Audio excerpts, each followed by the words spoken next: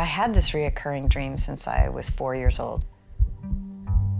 There was this boogeyman, and everyone in my family had to run outside and hide from this boogeyman who was going to get us.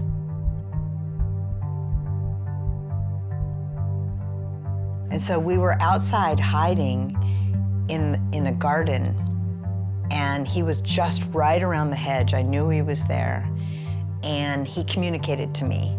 And the communication was, what needs to be killed for the rest of you to live?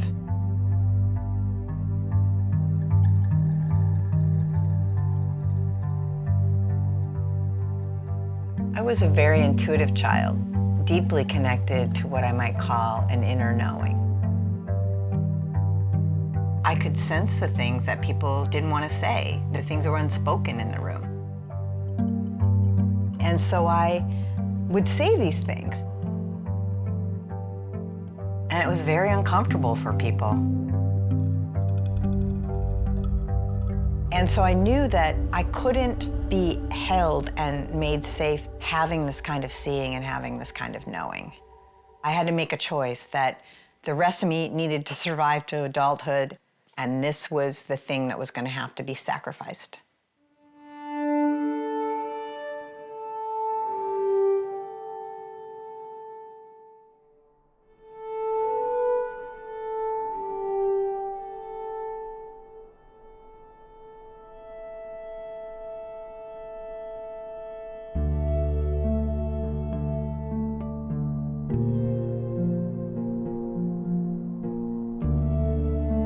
And I think it's important to recognize that we are living in a world of duality, and that there is a masculine and a feminine, just as there's a day and night and a left and right. It doesn't make one better than another. What I would say is that feminine consciousness is more relational, is non-hierarchical, it is embracing, it focuses on the things that things and events have in common. The masculine approach is much more classification. It's much more focused on the differences. I think men need to define reality. You know, it needs to be a thing. I mean, it's almost like masculine, feminine bodies. I mean, masculine body is a thing, women's body is a space.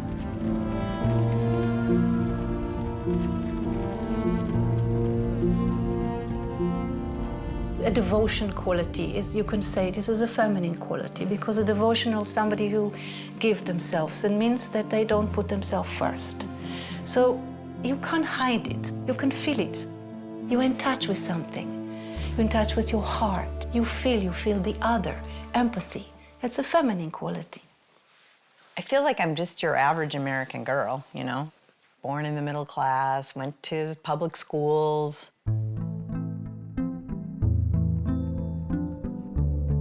What was valued in my family was intellectual intelligence, linear thought, verbal communication skills.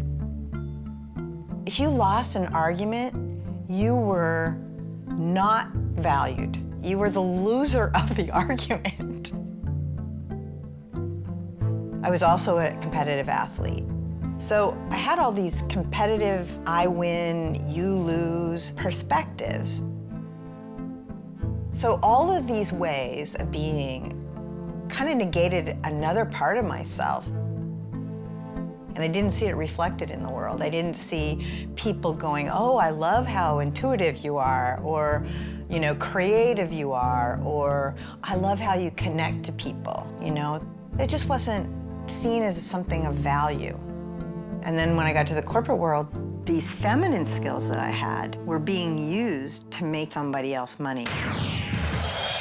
Everybody's embracing the internet, but not with the kind of fervor, not with the kind of experience, and not with the kind of resources that IBM brings to the table. I didn't value the feminine. I didn't even know it. I didn't even know the parts of myself that made it possible for me to actually function in the world, because they were hidden.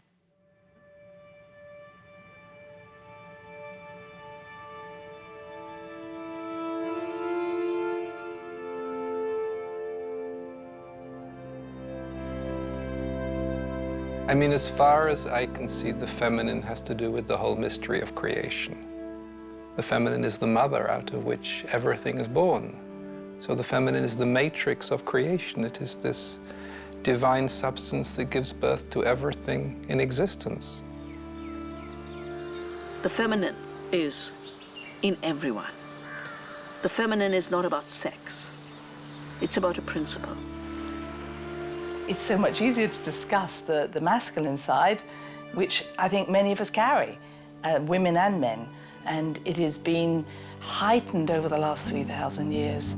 The patriarchal society, the masculine society, and the masculine elements of doing, going out, being more assertive, more aggressive, being more competitive. Feminine qualities, however, are the ability to receive.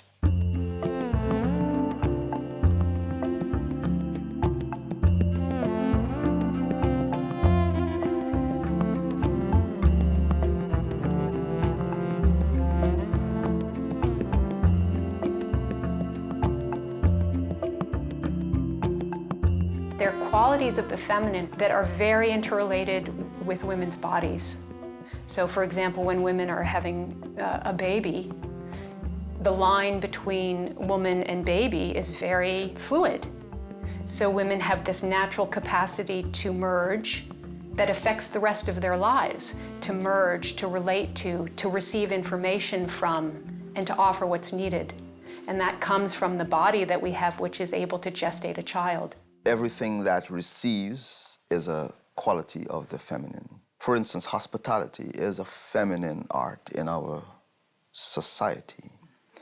Not to the degree that it's exclusively for women, but the art of hospitality is to be able to prepare a space for the guest.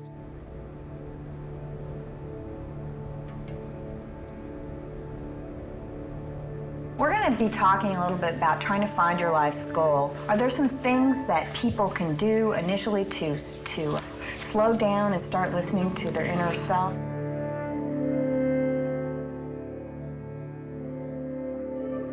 I was successful in the corporate world until my life fell apart, but that's what happened, was that something wasn't being fed, and my life fell apart. I was at a startup, and I was working 10 hours a day. I didn't have a day off for, several months.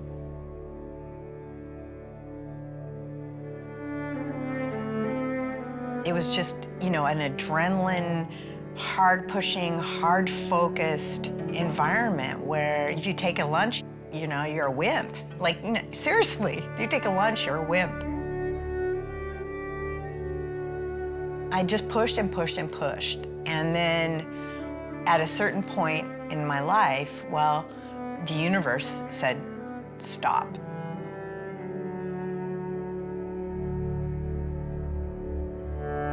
My partner committed suicide. And then 2 members of my family died. And that was within 3 weeks.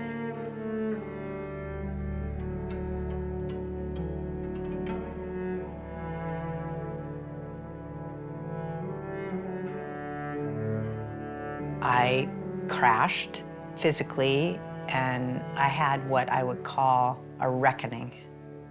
Something where I had to look hard at the way I was living and what my real values were.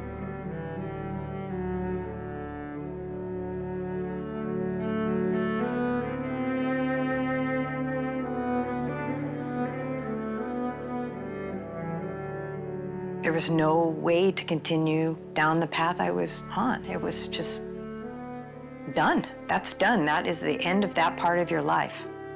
And I was terrified because I'd only known hard work and focus and drive.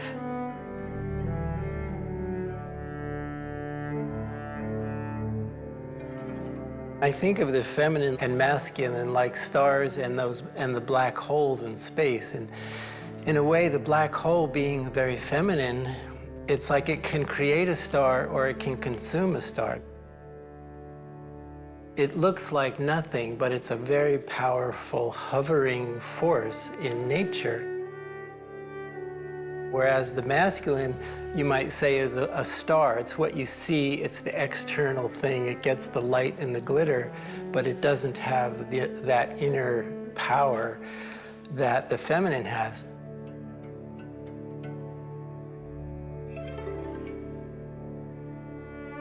The feminine is the aspect of every human being that wants to receive love. So the feminine is longing. The feminine says, you know, I'm longing for love. I want to know more of you, God. I want to know what's real. And that longing pushes a human soul, male or female, pushes a human soul closer and closer to what's real. I think every man and every woman has access to that sacred feminine power. It's not gender-based. If you move beyond even the littlest bit, beyond sort of this sense of separate self, where men and women are different, and simply look at the interior landscape of any individual, there is both masculine and feminine at play.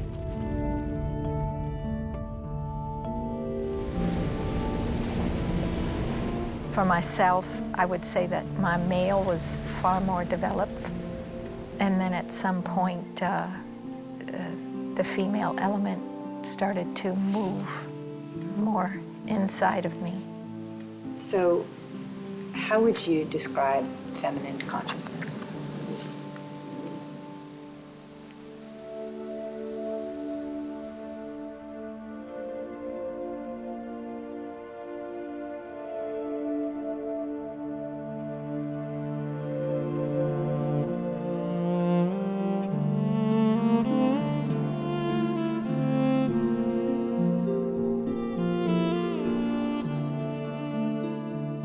I spent a lot of time in masculine settings and masculine roles early in my life. I grew up in a very small logging and mill town that was very blue collar and certainly masculine dominated. My education was sort of in the traditional corporate business realm. I went to Harvard Business School, which has a whole bunch of models and ways of thinking about the world that tend to be highly masculinized. And from there, I started my first company when I was 25, sold that, and worked in public companies in the corporate boardroom and the executive office that all seemed to be driven by this sense of power and domination. That the prevailing model was, how do we conquer the marketplace, overpower our competition, sort of act in a way that will assure victory in a very domination-oriented way. And in fact, I was pretty good at that. I went to interview Stacy because I know she was very successful in the business world. She was an entrepreneur. She built companies, she sold companies, she did huge deals. And I know she also had this experience of something was missing in her life. There was some natural tendency or some natural integration that wasn't happening. I was sort of living in compartments. During this whole period, I actually was also starting to practice meditation, and I would have these deep, intense experiences on the meditation cushion, but that was my private life. And then I would don my business suit, pull my hair back in a bun, put on my glasses, look as masculine as possible, and go to close a $10 million deal. I arrived at this question, what is the feminine? Because I didn't know. I didn't know. You know, I knew what the masculine was because our culture's permeated with that. But I actually didn't know what the feminine was. And I'm not even sure I still do. But I knew that that question was something I needed to ask because I didn't understand.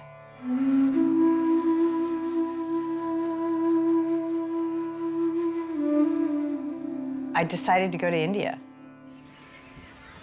India, to me, represented the feminine. You walk into an intersection in India, and everyone's in the intersection. There's camels, there's dogs, There's ox carts, there's motorcycles, there's trucks, there's people, and everybody is in the intersection, moving together like one mass of humanity. And everyone's connected to everyone, and it's a movement. But if you have an agenda and a plan that's linear, like then I'm going here, then I'm going here, India will mess you up.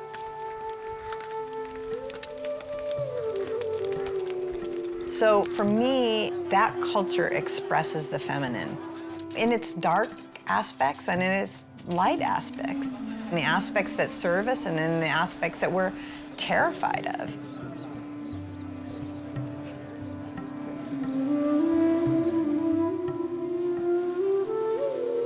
You would see groups of children destitute, the poverty.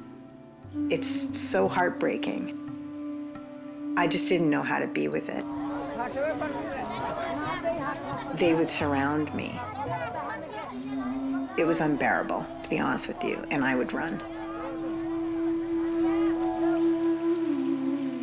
I ran from these kids for 5 months.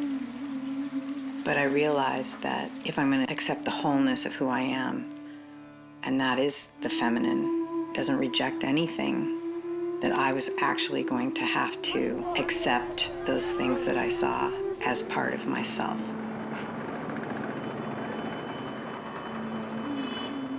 And so I stayed, and I looked in their eyes.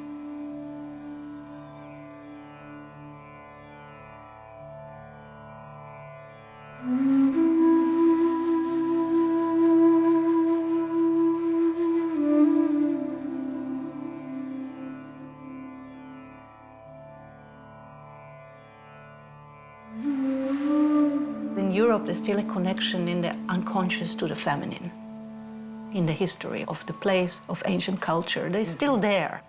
When I came to America, there was just another story. It's not here. It was not here. It was not present. You could not feel it within the culture. In the Western culture, and in America especially, I think women had to compromise themselves. And in order to validate who they are, they had to adapt to the very masculine mode in society, and also a very strong expectation what is a woman should be. You know, I mean, in this culture, unfortunately, you know, you have the Barbie doll. And you have those kind of measurements that you should fit into, you know, and your bum should certainly fit in this perfect jeans, you know, and then you are just right. And you can walk in the street with confidence because you know your behind looks great. But really, is this what a woman is about?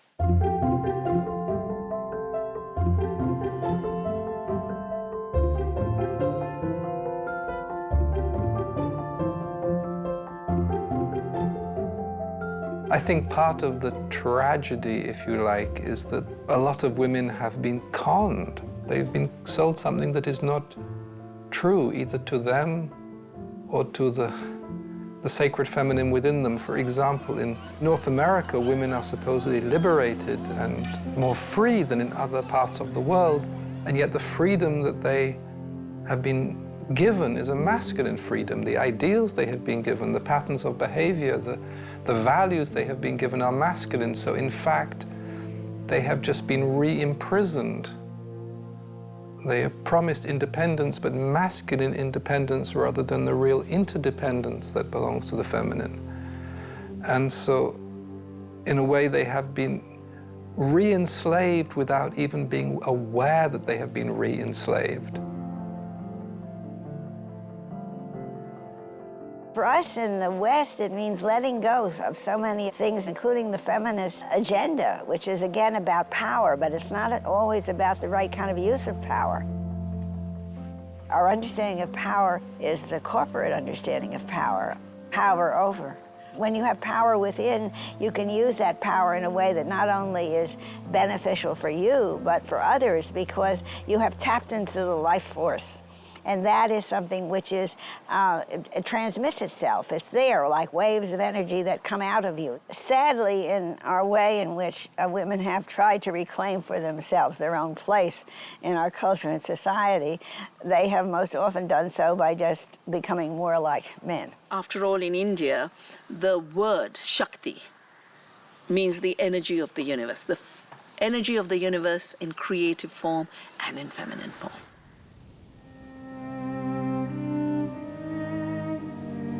There was a time in which consciousness was more feminine. There was an appreciation of life, of the whole of life, as being the mother, as being the goddess, the great goddess. There was such a deep connection to the universe within the earth. You would have, they might call them gods, but it would be God of the chair and God of the tree and God. So your God was in everything. And that means we're never separated.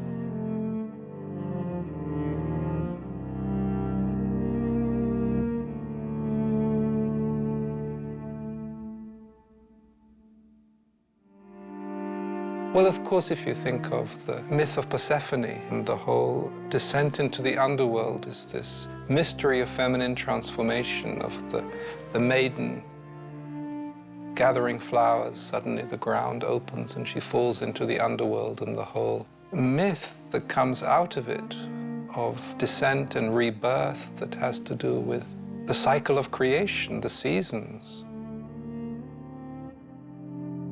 And then around about 1500 BC, the development of a sky god, a god who was up there and you could never reach him.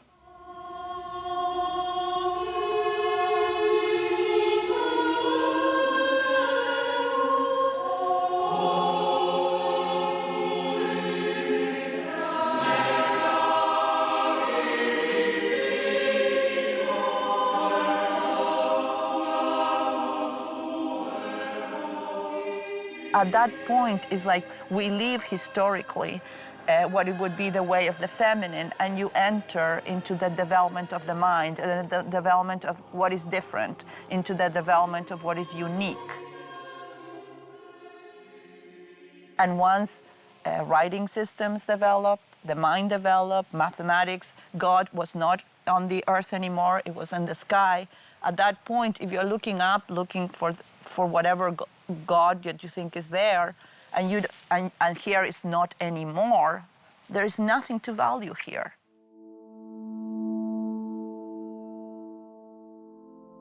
And many of the great strides that we've made in the last 2,000 years are incredible gifts from the divine masculine aspects, from masculine intelligence. But there's been such an imbalance, and we've seen that more lately in the last 50 to 75 years. And that imbalance is revealing itself through incredible poverty, through great ecological destruction.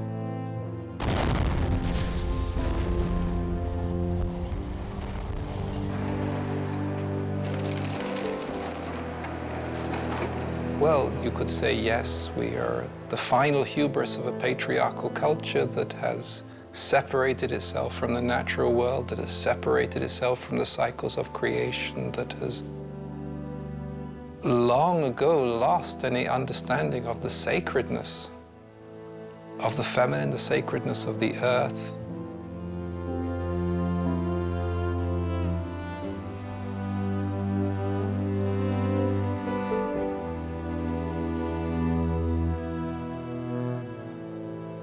When I got back from India, I was completely unable to function here. Something inside me had shifted. I didn't know how to talk to people. I didn't even know how to be in the world. Even going to the grocery store was difficult. And the only thing that made sense to me was to go out in nature and lie on the ground.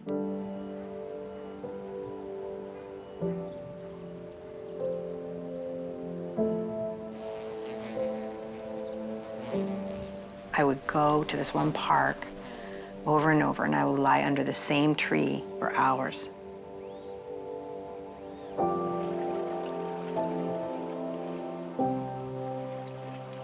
didn't understand why.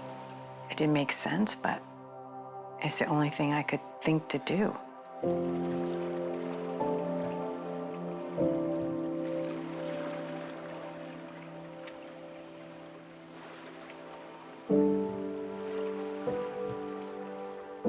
I started with a question, something I didn't understand.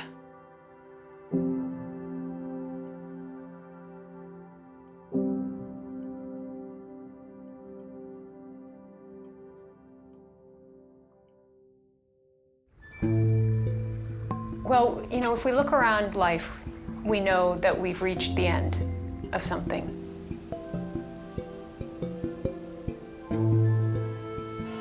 If we don't understand creative power, we cannot create solutions to the issues facing us. And creative power is traditionally the domain of the feminine.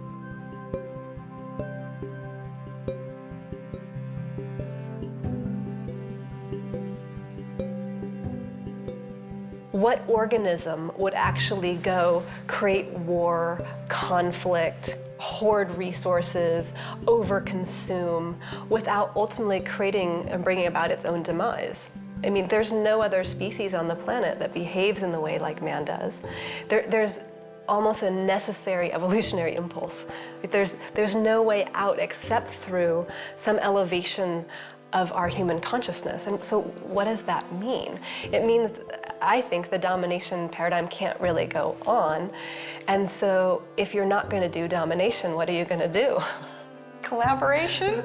Yeah, maybe collaboration.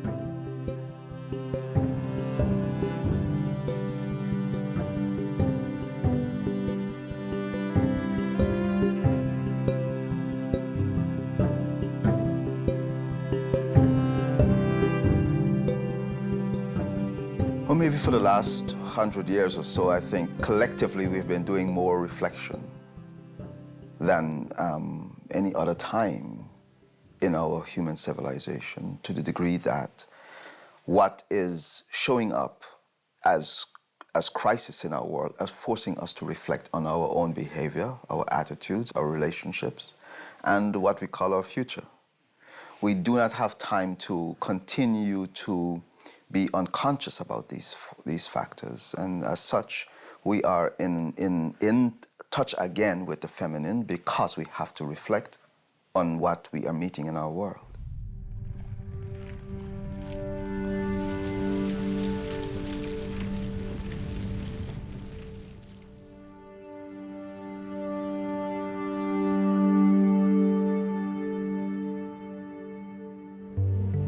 I'm going to say without it, we as a civilization can't continue. The feminine within everybody is the receiver and the creator. We give birth to new consciousness.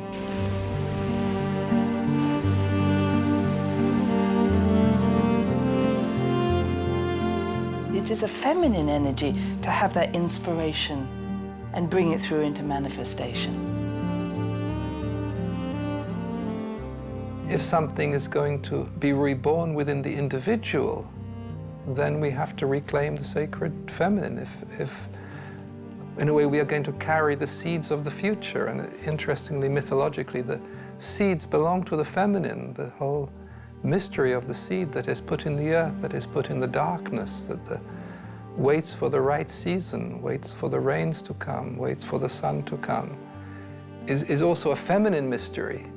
So if we are going to hold within us the seeds of the future, whenever that future is, that needs an understanding, an appreciation, an awareness of the sacred feminine. To God, we're all feminine because we're all receiving from that divine. I think the great folly is like what we're experiencing in America, where we're trying to control with bigger bombs and more blatant, destructive power, and we're just trying to keep that dead horse alive.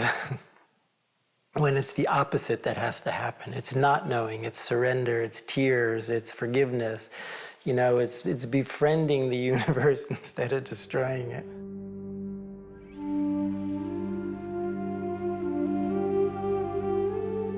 I don't even remember how I found out about Jerry, but he has a fascinating story. He was willing to risk everything. I was extremely driven as a young painter. I had produced an enormous body of work. I was beginning to be acknowledged. I feel like I took that as far as it could go. I couldn't have done more with the masculine. I believed it would have killed me. I think it would have.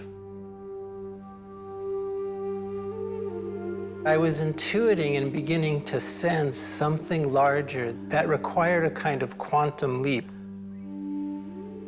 I fasted for a month, and after the fast, it became really clear. I just got this hit that I could jump in and let it all go and trust that emptiness to carry my life. And that emptiness embodies everything that was my own missing feminine. So on the strength of that clarity, I destroyed all my work. I gave everything I owned away. I never asked anyone for anything, and I lived that way for 15 years. I knew the nature of solid ground as a man, as a willful, driven male. I jumped off into a whole other medium that I knew nothing about. And I think what I had to learn was not necessarily to swim. I needed to learn the buoyancy of water itself, which is the feminine ability of nature, of the universe, to carry our lives.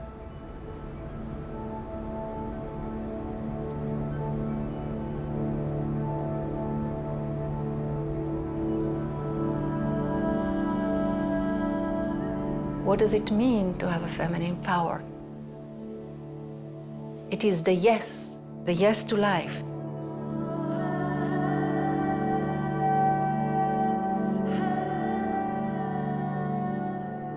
The creation only has a yes.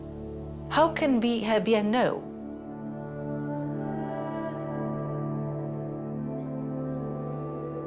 You can see a beautiful woman sometimes, right? But she's so much in her head. And you can tell it, but you can also feel, if you sit with her, that maybe, not every woman, but maybe this woman, there is another longing in her to live something else in her. Or this part of her is there, but it's blocked.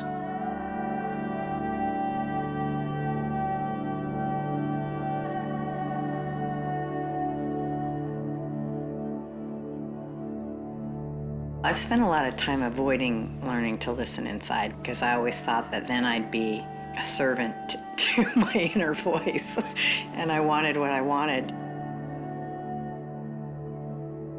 So I kind of feel like a bit of a newbie around listening to myself.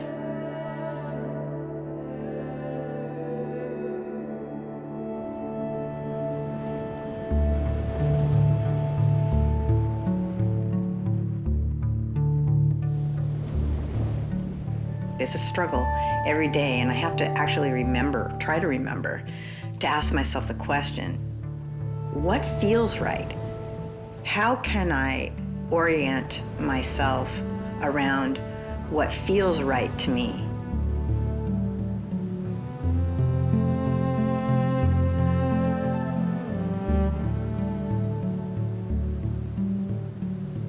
I feel like I'm right at the place where I can remember to ask the question.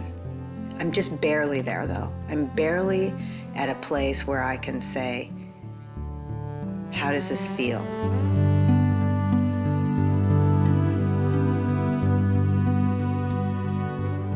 There's a power in stillness. I am available to myself. This is stillness. When I'm preparing to be available to the world is stillness. And this is the feminine in its highest expression. I'm preparing myself to be available to myself and to the world.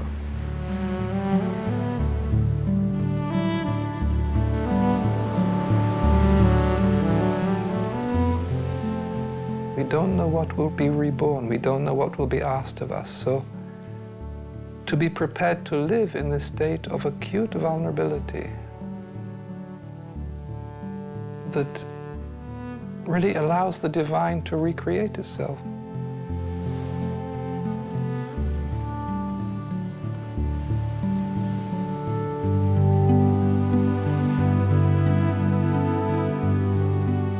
It's our heart that says, do something that's never been done before. Take a risk.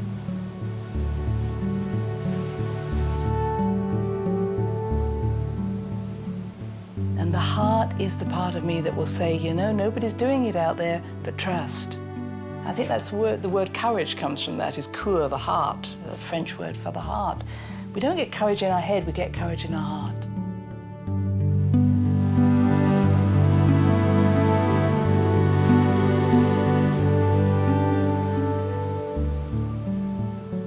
Know that you already know. You know the answers to all the questions you asked. You already know. It's just getting yourself into an aware enough state that you can listen to how you would answer. But you'll have to open up space for that to happen. Most people do. Their lives are usually pretty full and full of noise. So it's how do you turn the noise off, you know, in order to listen? And how do you do that every day, not just every once in a while?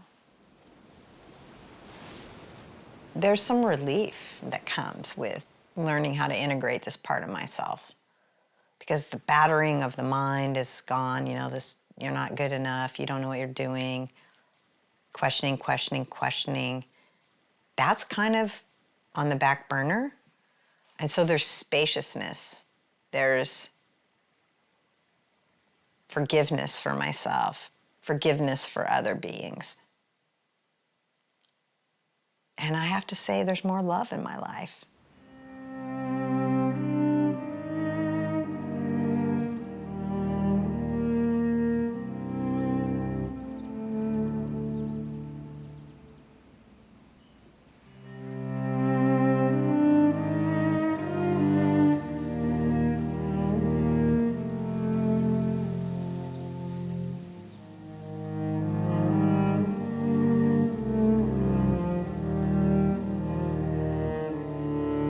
What does this film mean to you?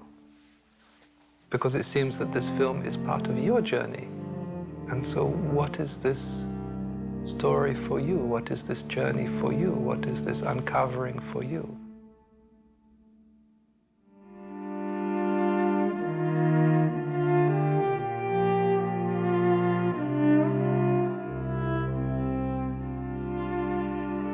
The deepest call of my heart, the deepest longing is to serve.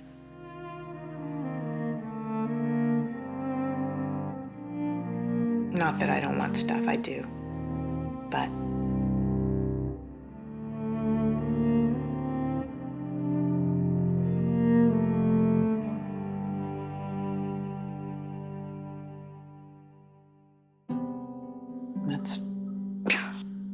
that's where I am now.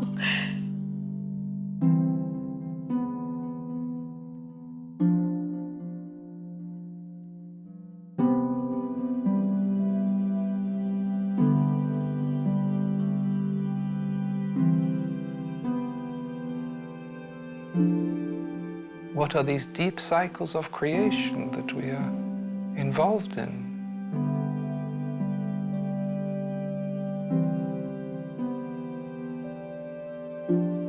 If we can look for a moment beyond cause and effect, beyond seeing a problem and trying to find a solution to something deeper, to something more eternal, then maybe